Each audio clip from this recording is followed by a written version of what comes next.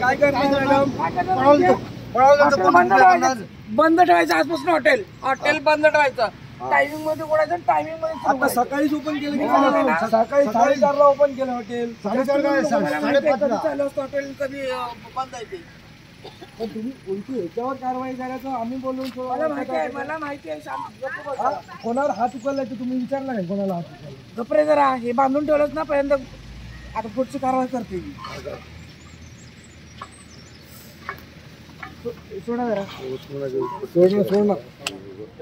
काय हातच घ्यायचं.